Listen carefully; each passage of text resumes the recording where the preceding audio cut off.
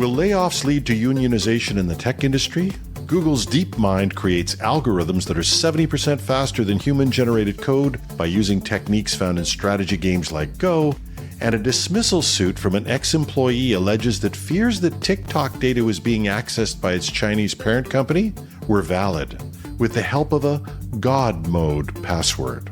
These and more top tech news stories from #Trending and Tech News Day.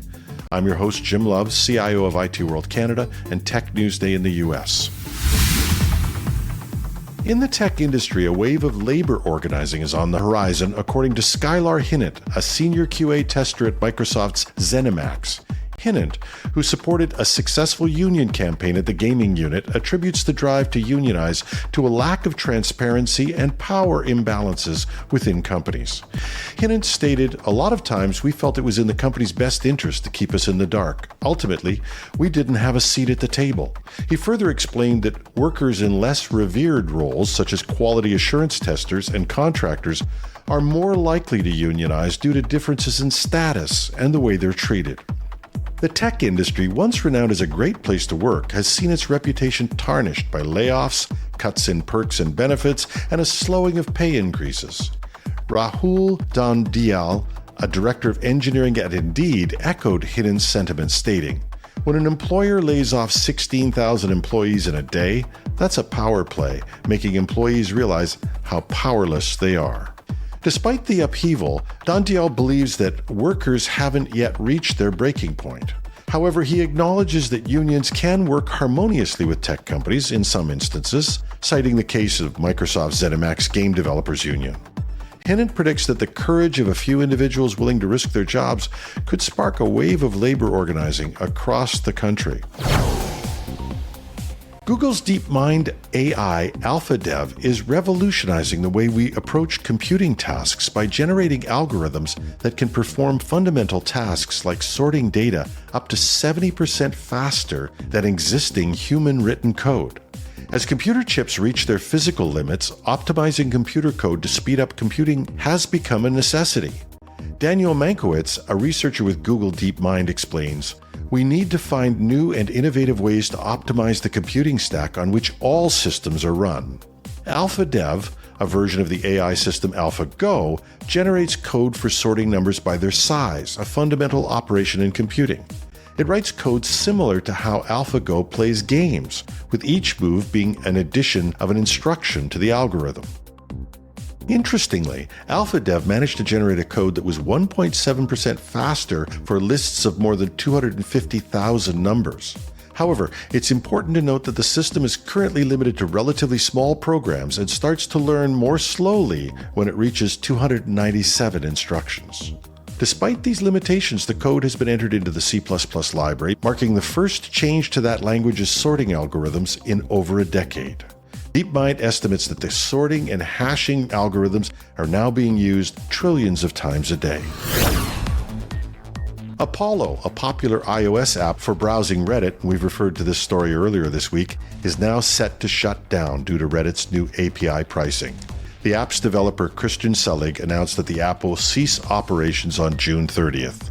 The new API pricing would require Selig to pay more than $20 million per year to operate the app, a cost that's not feasible given the sudden change from a free API. Selig stated, "Going from a free API for 8 years to suddenly incurring massive costs is not something I can feasibly make work with only 30 days.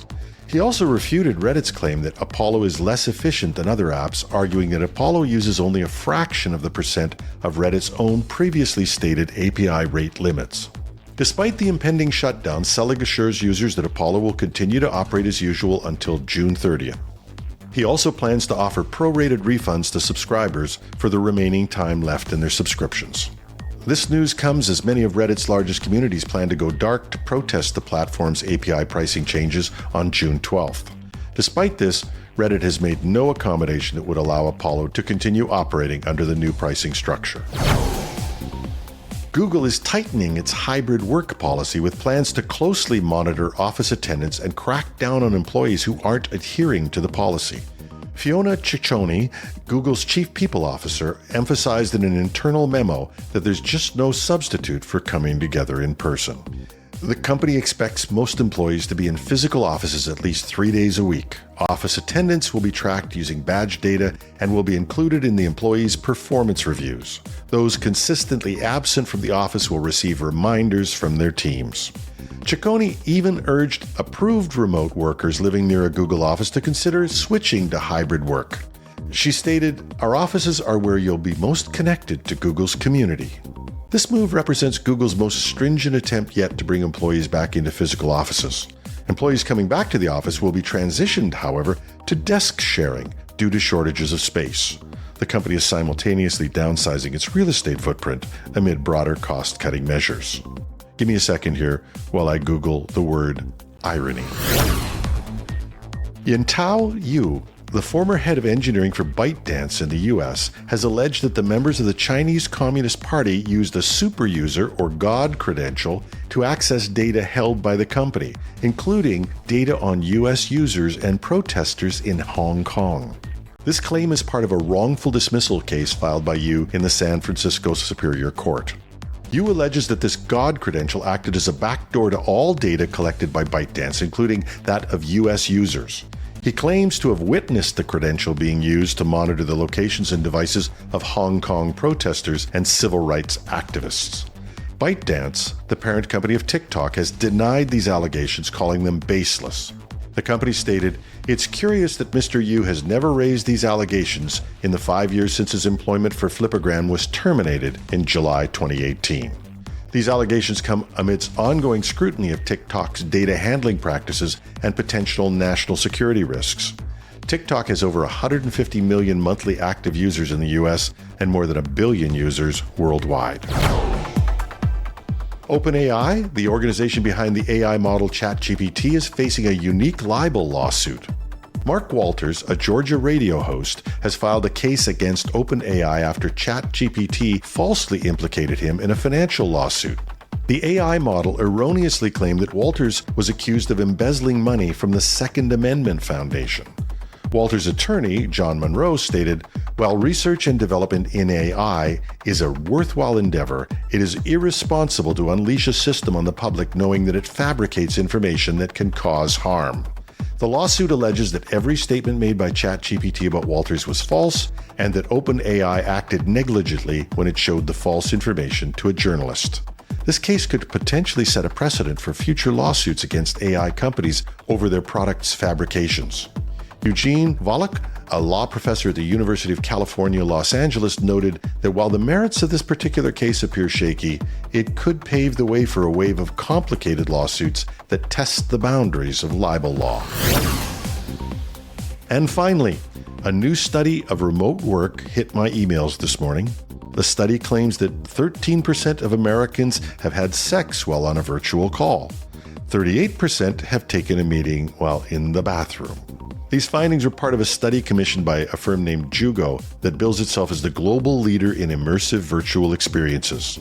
Their aim was to gather information to build a business virtual etiquette guide to help remote workers avoid faux pas. As hybrid work continues to be part of our world, there is a role for studies that can help provide us with information about new techniques and best practices. But there's such a thing as too much information? And that's the top tech news stories for today. Links to all these stories can be found in the text version of this podcast at itworldcanada.com/podcasts. Hashtag Trending goes to air 5 days a week with a special weekend interview episode called Hashtag Trending the Weekend Edition. You can find us on Google, Apple, Spotify, or wherever you get your podcasts. We're also on YouTube 5 days a week with a new video newscast, only there we're called Tech News Day. We love your comments. Find me on LinkedIn, Twitter, or on our new Mastodon site, technews.social, where I'm at @TheRealJimLove. Or if that's too much to remember, just go to the article at itworldcanada.com/podcasts, and you'll find a text version with additional links and references.